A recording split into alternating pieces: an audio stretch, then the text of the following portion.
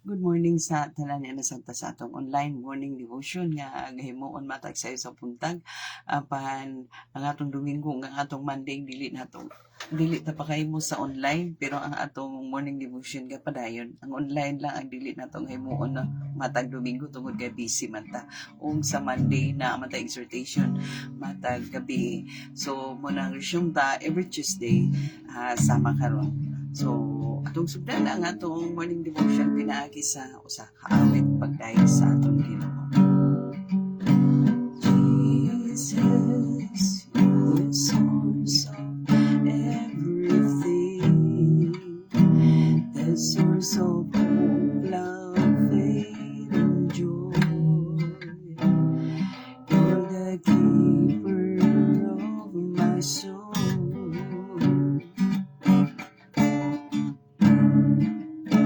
Jesus, you're everything I need. In every day I live, you're always here for me.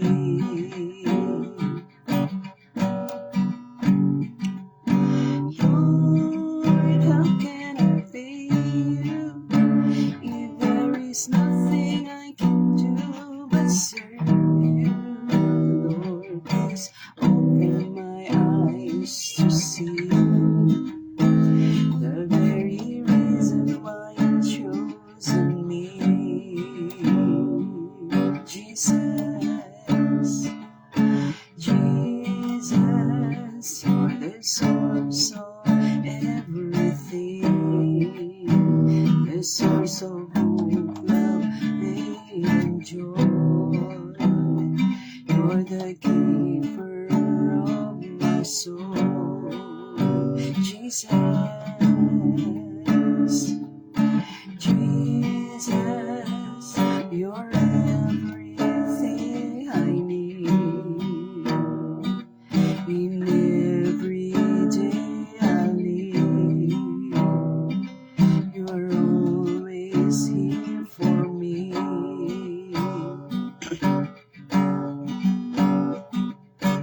Lord, how can I pay you if there is nothing I can do but serve you? Lord, please open my eyes to see the very reason why you chosen me.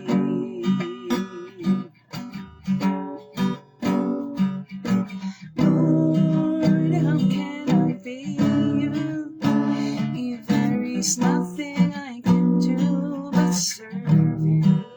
Lord, please open my eyes to see the very reason why you chosen me. Oh, Lord, how can I pay you if there is nothing I can do but serve you? Lord, please open my eyes to see the very reason why you chosen me.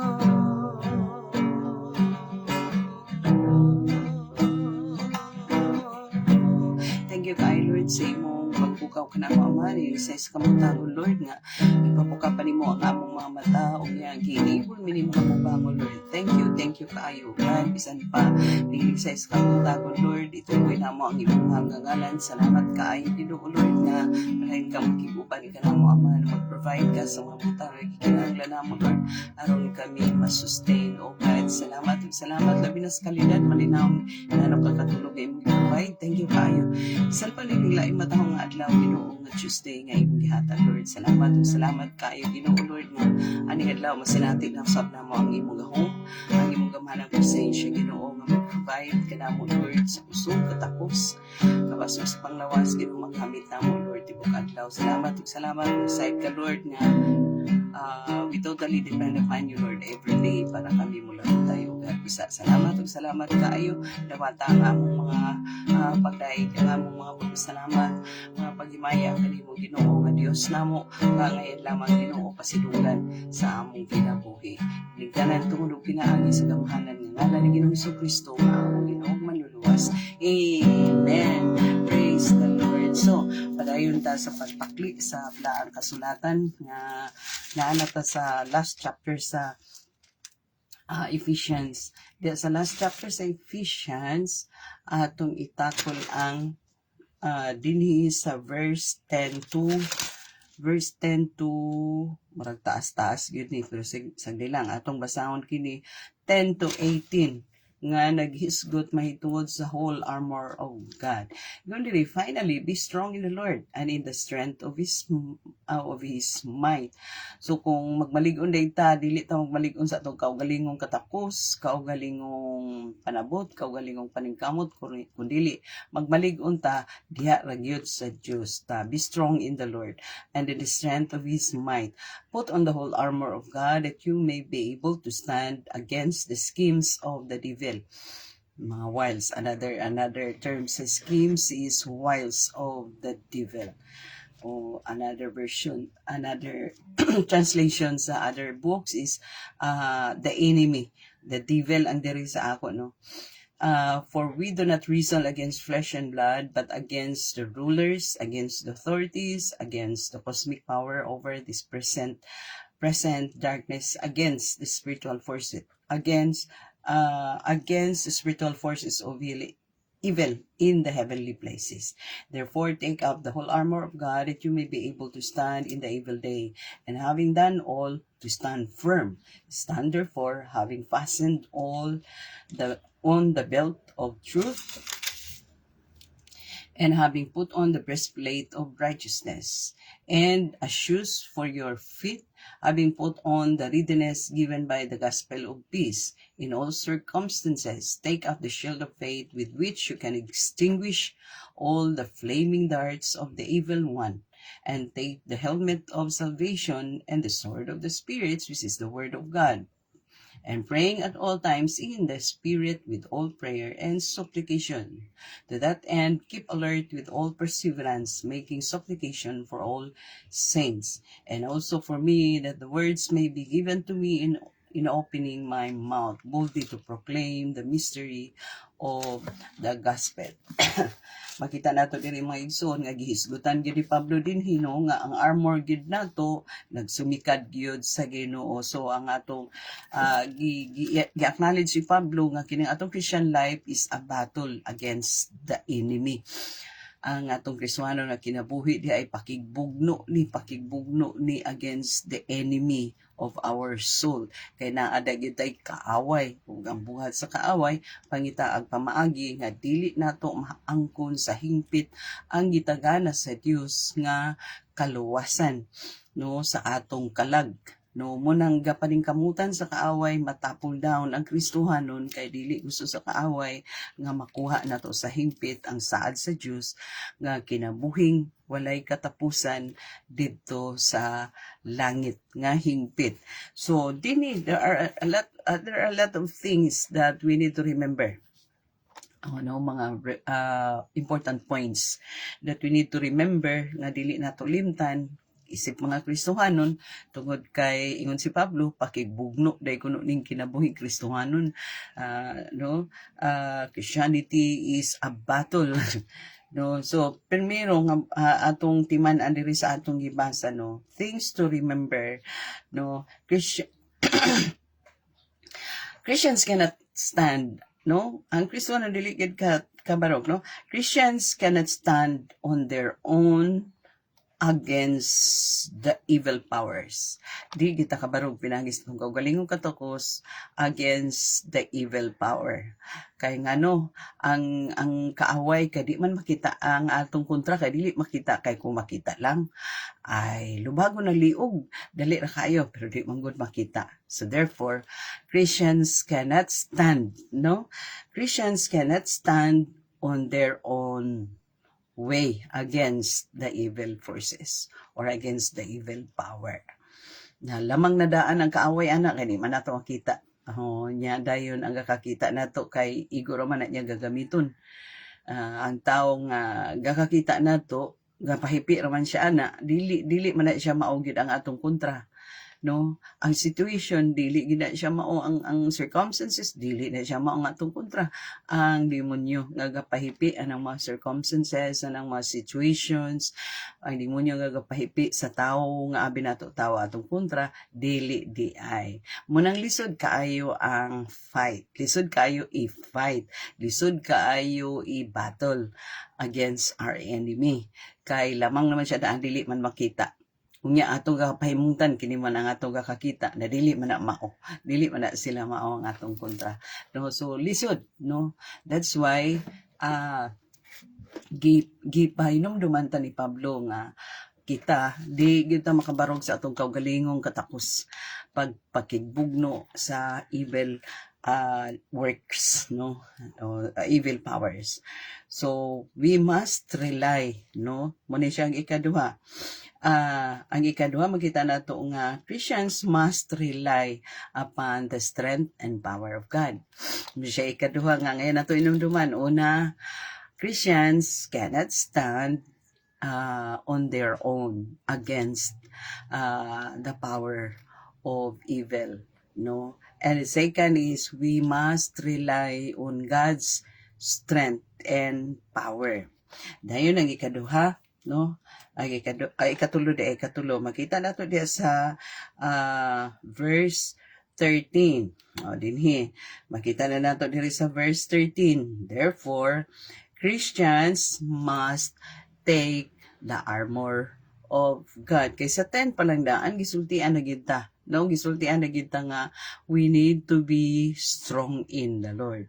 So pag-abot sa 13, we need to take up the whole armor of God. So malay siya ang ikatulo, makita nato diha. Dili gyud tawhanon nga armor ang atong gamiton, kundi armor of God. And what are those armor nga atong i-take up? Makita nato diri sa verse 14 to 17. Ang armor nato nga i-take up is kaning armor nga provided by the Lord. The armor that provided by the Lord is the truth, kamatuuran. Second is the righteousness, katarong.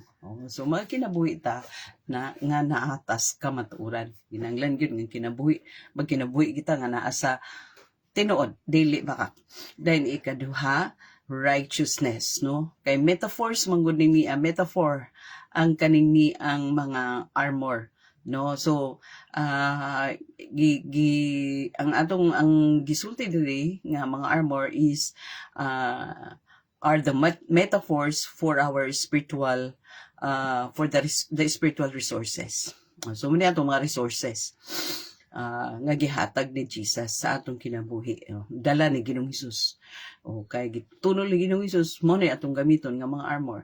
Truth, righteousness, and then the gospel. Ang ebanghelyo. Mahitod ka Ginoong Hesus, meaning when we say gospel, atong i-share ang gospel. Dayon faith ang atong pagtuo di kang Ginoong Hesus. Dayon kaluwasan natong naangkon pinagi kang Ginoong Hesus ug ang pulong sa Dios. Mo ni siya ang mga armor nga atong i-take up the whole armor of God.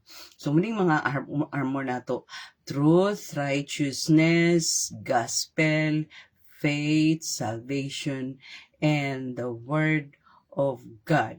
Ingon diha sa 16 and 17. Kinahanglan i-take up kuno nato aron masagang nato ang mga kaning mga arrows nga gailabay sa kaaway. So pinaagi sa word of God. So pinaagi sa pulong sa Ginoo, no? Which is the sword of the spirit. Wala gilain nato nga defense armor. Kinirag yung pulong sa Ginoo. So the sword of the spirit, which is the word of God, is the only offensive weapon.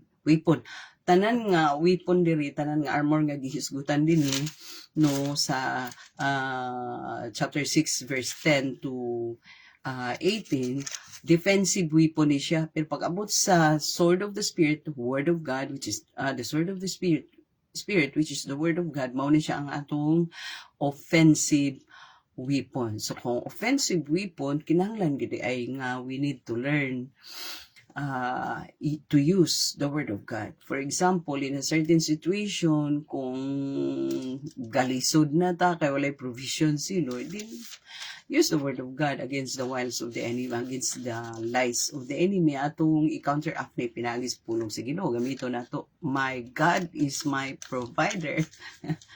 Painunduman na to, i-remind na to, hindi mo nyo nga, oy, Satanas, basi nalimot ka na ako'y provider. Ingon na Ginoo, He is my provider. So, we need to know and learn how to use the word of God and wage it, no, against the enemy. Kay usahay baka ko ng demonyo ipang kuan diri ang hunahuna diri sa atong hunahuna, no. Lo, mamatay na ka. So na mahina na mahina na. So we need to use, no, we need to use and learn to use the word of God against the lies, against sa mga bakak sa kaaway. So unsa ka importante gid ang pulong sa Ginoo, no. Mao gid ni atong sword of the spirit, pak i-wage na to nana. So, kung wala tayo pulong sa Ginoo, unsa man ang atong offensive weapon, niya kadugayan kay sa siging sagang-sagang, nagluya, nagikapoy na siging sagang-sagang. Sagang-sagang. So, kinahanglan yun nga, we need to learn the offensive manner or offensive way. Nga, kita na po ang mo atake using the word of God, of what the Lord has said in His word. So, the word of God is the only offensive weapon that we have. Kaya kaning mga defensive weapon, importante hindi siya kaayo. Pero kinanglan nga, kamauputas pulong sa Ginoo kay the word of God is the only offensive weapon. Para nga, kaning panagang nato, usahay sagang-sagang ta, usahay kapuyan man tano, dili kalikayan nga ang Kristohanon, kapuyan po. Sa sige na lang sagang-sagang, kapuyan. So, mas may matong naapoy pulong sa Ginoo, sagang ta, once in a while, panagang ta, depensa. Pero may man itong panalagsa na offense punta. Para kung sa boxing, di ba? So, malukong kadugayan. Ang ginabuhi sa Kristohanon, di na gakalukong na dahil kadugayan. So, kinahanglan nga ang ang boxer, kinahanglan nga makakaton siya pag-offense. Oo, sumpag yun, no? Nga ang kaaway na po, karatilog dagat. Ina na ang kinabuhi sa Kristohanon. We need to use, no? Sometimes we need to use the offense weapon that God has provided unto us. So, muna ang atong kaning offensive weapon, ang pulong sa Ginoo. Dayon naapay sa 18 days, sa 18, naapay sa 18 nga prayer with all kinds of prayer, no? Kaning prayer pod mga isuhon mo na siya ang powerful powerful resource nato, powerful resources, no? Kung naatay powerful defense armor, offensive armor nga mao ang pulong sa Dios, ang prayer pod powerful resource, no?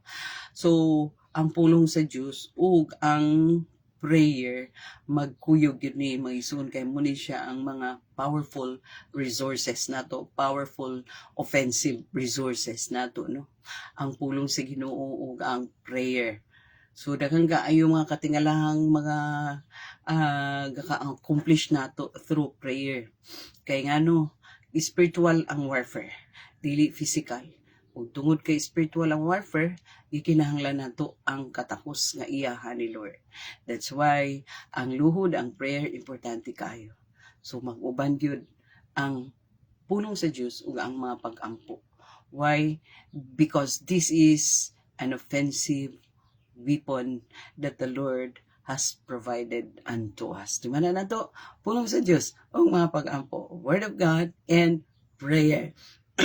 Sinaot nga natin, naot nga natin na kutlo karon sa atong gisgutan, no?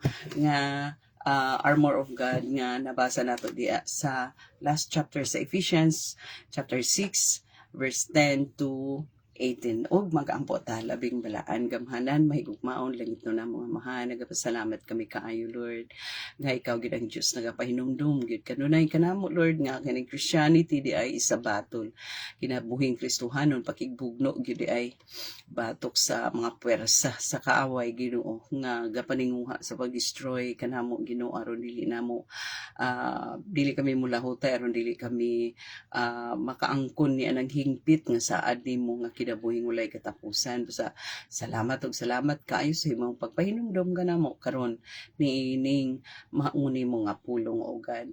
O Lord, nagapray sab kami sa mga kaigsunan nga manarbaho karon o Lord nga imo silang pagaubanan, pagaprovide og kusog, katapos, kabaskog sa panglawas, kaalam nga magamit nila sa ilang pagpanarbaho Ginoo aron nga bisan unsa ka lisod o kapoy o bugat gaan ra nila dumalahon ang ilang trabaho Lord. Salamat kay niya na bisan pa man Ginoo nagapray usab kami sa mga estudyante Ginoo gikan sa preschooler, elementary, high school, college Ginoo nga imo silang providean Ginoo strong comprehension aron nga makapasar sa mga exam, pasulit test Ginoo nga gahimuon sa ilang school ug mag-provide ka og mga pambayad sa mga expenses sa school.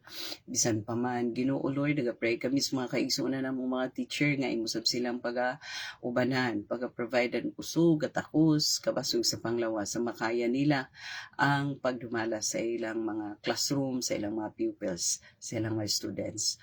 Lord, gipray usab namo makaigsunan nga naitrabaho sa online Ginoo nga imo sab silang tabangan Ginoo. Wisdom gid Lord pagdumala sa ilang trabaho diha sa online.